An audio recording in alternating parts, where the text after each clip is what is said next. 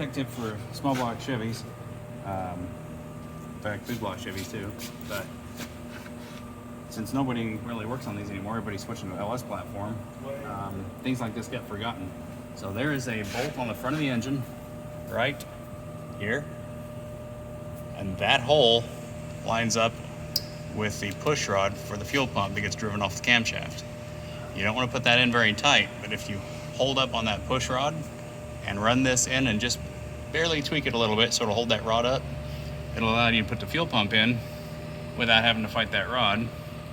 Put that guy up in there if it'll fit. Right up in there. And he went in and we didn't have to fight the push rod. Let's stick a couple of bolts in him. And then once we get this guy mounted,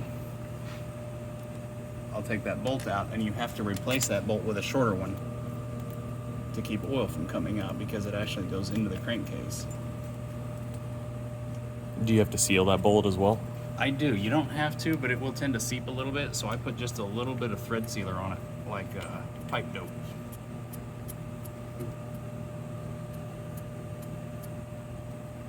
Alright, now that those bolts are started, I can take that one out.